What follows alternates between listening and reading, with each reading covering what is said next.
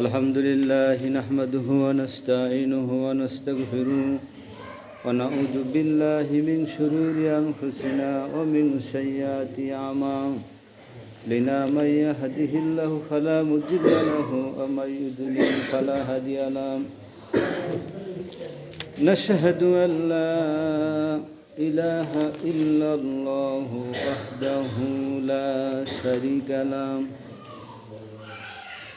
ونشهد أن سيدنا وسندنا وحبيبنا مولانا محمدا عبده ورسوله الذي أرسله بالحق بشيرا ونذيرا وداعيا إلى الله بإذنه وسراجا منيرا فقد قال الله تعالى في كلامه المجيد وفرقانه الحميد أعوذ بالله من الشيطان الرجيم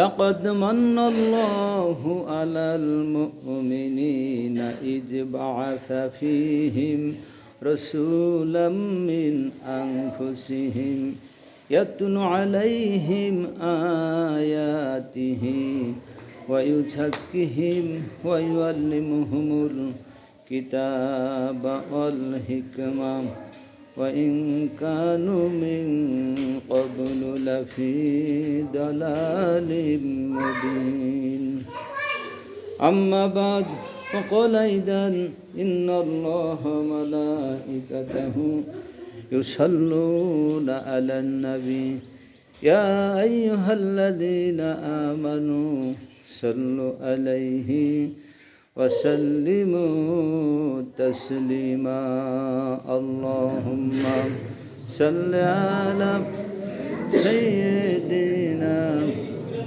مولانا محمد আল্লাহ রসুলের চরিত্রের ভিতরে কোনো কলঙ্ক নেই। প্রত্যেক নবী রসুলের চরিত্রের ভিতরে কোনো কালিমা অন্যরা কাফেরা লালন করার চেষ্টা করেছে, দেওয়ার চেষ্টা করেছে, কিন্তু পারেনি। আল্লাহ সেটাকে কন্ট্রোল করেছেন। এই জন্য সেই রসুলের আদর্শকে আমাদের ধরার জন্য বলা হয়েছে। তার প্রতি সংক্ষিপ্ত দুরূদ সকলে বলি সাল্লাল্লাহু আলাইহি সাল্লাম। মুজাহিদ ভাইদের জন্য আত্মার মাগফিরাত কামনা করি, যারা কোরআন সুন্নাহর বাণীকে প্রতিষ্ঠা করার জন্য তিলে তিলে গোটা পৃথিবীর বুকে সব কিছুকে উপেক্ষা করে মৃত্যুকে হাসি মুখে বরণ করে নেওয়ারও প্রতিজ্ঞাবদ্ধ হয়ে দিনের পথে যারা আসে, আল্লাহ তাদেরকে কবুল ও মঞ্জুর করুন সকল আল্লাহুম্মা আমিন। সকলকে জানাই সুম্মা সালাম, আসসালামু আলাইকুম ওয়া রাহমাতুল্লাহ।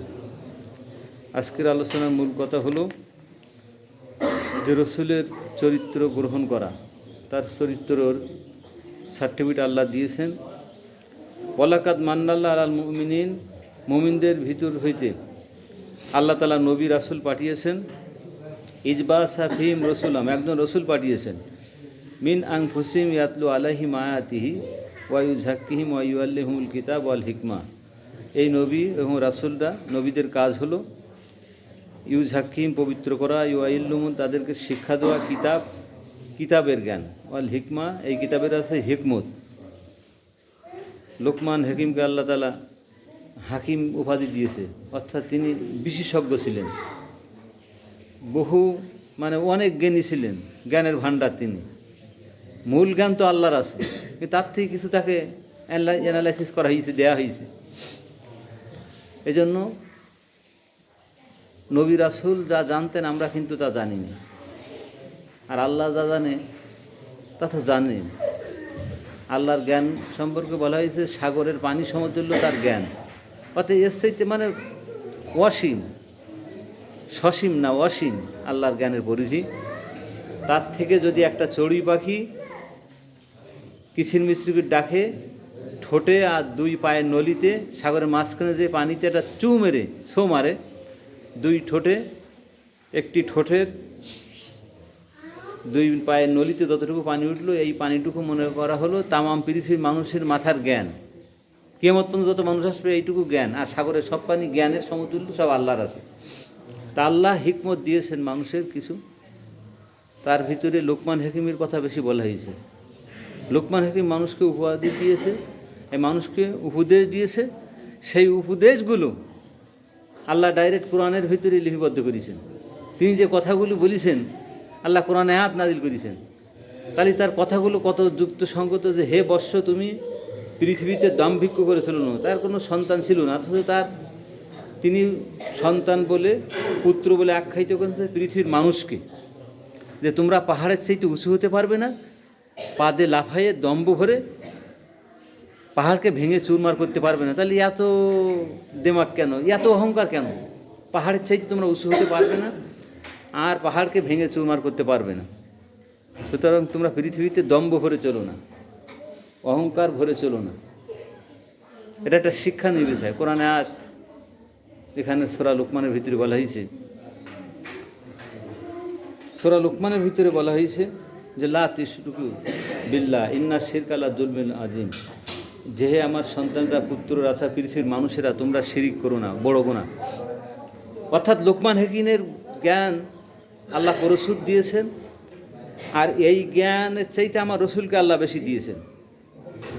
আল্লাহ রসুলকে দিয়েছেন যে তিনি ইউজাক্কিহিম, মানুষকে পবিত্র করবেন, ওয়া ইউআল্লিমুহুম, মানুষকে জ্ঞান শিক্ষা দিবেন, ওয়াল কিতাব, কোরআন থেকে, ওয়াল হিকমা, হিকমত শিক্ষা দিবেন, লাফি দলালি মুবিন, ইতিপূর্বে এটা নাজিল হওয়ার আগে মানুষ যারা জানতো না, মানুষ বক্র ছিল, মানুষ ভ্রষ্ট ছিল, দলাল অর্থাৎ মানুষ ভ্রষ্ট ছিল।